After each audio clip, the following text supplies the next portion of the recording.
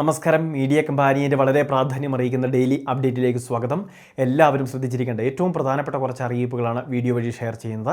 ഏറ്റവും ആദ്യത്തെ പ്രധാന അറിയിപ്പ്, സെപ്റ്റംബർ മാസത്തെ ക്ഷേമ പെൻഷൻ വിതരണം നടന്നുകൊണ്ടിരിക്കുകയാണ്. നമ്മളുടെ ബാങ്ക് അക്കൗണ്ടിലേക്കും കൈകളിലേക്കുമെല്ലാം 1600 രൂപയുടെ വിതരണമാണ് ഇപ്പോൾ നടക്കുന്നത്. അതായത് ഈ മാസം ലഭിക്കേണ്ടതായിട്ടുള്ള വിഹിതം. ഇനി അതോടൊപ്പം തന്നെ കുടിശ്ശിക ഉൾപ്പെടെയുള്ള ആനുകൂല്യങ്ങൾ, ഒരു ഗഡു മാത്രമാണ് ഇനി കുടിശ്ശികയുള്ളത്. അതും വരുന്ന മാസങ്ങളിൽ തന്നെ സർക്കാർ നൽകുമെന്നും അറിയിപ്പ് നൽകിയിട്ടുണ്ട്. ബയോമെട്രിക് മസ്റ്ററിംഗ് പൂർത്തീകരിച്ചവർക്കാണ് ഈ മാസം മുതൽ ധനസഹായം ലഭ്യമാവുക. ആ കാര്യം കൂടി പ്രത്യേകമായിട്ട് ശ്രദ്ധിക്കുക. ഇനി കേന്ദ്ര സർക്കാരിൻ്റെ പെൻഷൻ വിഹിതം കൂടി ലഭിക്കുന്നവരുണ്ട്.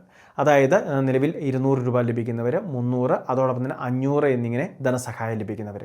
അങ്ങനെ വരുമ്പോൾ കേന്ദ്ര സർക്കാരിൻ്റെ വിഹിതം കുറച്ചിട്ടായിരിക്കും സംസ്ഥാന സർക്കാരിൻ്റെ വിഹിതം അവരുടെ അക്കൗണ്ടിൽ ക്രെഡിറ്റ് ആവുക.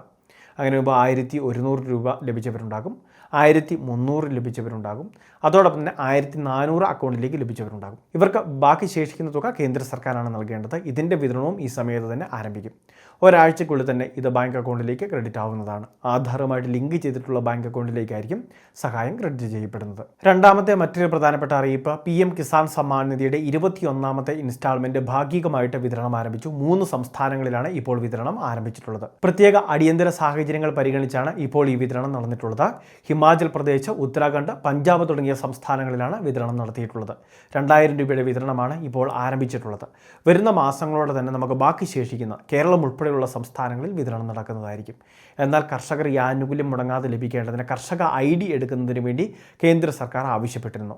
അതായത് ഫാർമേഴ്സ് ID ജനറേറ്റ് ചെയ്യുന്നതിന് വേണ്ടി കൃത്യമായിട്ട് അതൊക്കെ അഗ്രിസ്റ്റാക്ക് ഫാർമേഴ്സ് ID എടുത്തിട്ടുള്ള, ഇത്തരത്തിൽ ഇത് ജനറേറ്റ് ചെയ്തിട്ടുള്ള കർഷകർക്കായിരിക്കും ഈ ധനസഹായമെല്ലാം ലഭിക്കുന്നത്. സഹായം മുടങ്ങാതിരിക്കുന്നതിന് കർഷകർ ഈ കാര്യങ്ങൾ എത്രയും വേഗം പൂർത്തിയാക്കുക.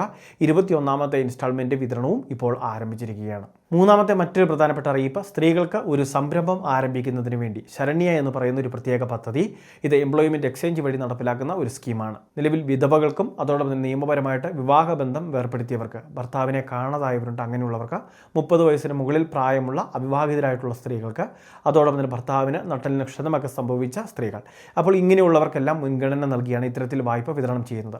പലിശരഹിതമായിട്ടാണ് 50,000 രൂപ ലഭിക്കുക.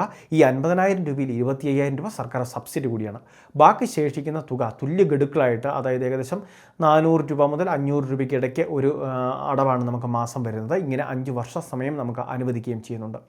നമ്മളുടെ വീടുകളിലും ഒരു നിർമ്മാണ യൂണിറ്റ്, അത് ഏത് മേഖലയിലും ആയിക്കോട്ടെ, ഉൽപ്പാദന വിതരണ സേവന മേഖലയിൽ ഒരു സംരംഭം ആരംഭിക്കുന്നതിന് വേണ്ടി, അതിൽ നിന്ന് വരുമാനം കണ്ടെത്തുന്നതിന് വേണ്ടി സഹായിക്കുക എന്നുള്ളതാണ് ശരണ്യ പദ്ധതിയുടെ ലക്ഷ്യം. നമ്മളുടെ എംപ്ലോയ്മെൻറ്റ് എക്സ്ചേഞ്ചുമായിട്ട് ബന്ധപ്പെട്ടാൽ മതിയാകും. തൊഴിൽ കാർഡ് എടുത്തവർക്കാണ് ഇതിലേക്ക് അപേക്ഷിക്കാൻ സാധിക്കുക. തൊഴിൽ കാർഡ് എടുക്കാത്തവരാണ് എങ്കിൽ വിദ്യാഭ്യാസ യോഗ്യതകൾ, മറ്റ് ഡീറ്റെയിൽസുകൾ, നമ്മുടെ പേഴ്സണൽ ഡീറ്റെയിൽസുകൾ നൽകി തൊഴിൽ കാർഡ് എടുക്കുക. അതിനുശേഷം സ്കീമിലേക്ക് അപേക്ഷകൾ സമർപ്പിക്കാനുള്ള അവസരമുണ്ടായിരിക്കും. വളരെ പ്രധാനപ്പെട്ട 3 അറിയിപ്പുകളാണ് വീഡിയോ വഴി ഷെയർ ചെയ്തത്. ഇതുപോലുള്ള അറിയിപ്പുകൾ തുടർന്നും ലഭിക്കാൻ മറക്കാതെ ചാനൽ സബ്സ്ക്രൈബ് ചെയ്യുക, ഫോളോ ചെയ്യുക.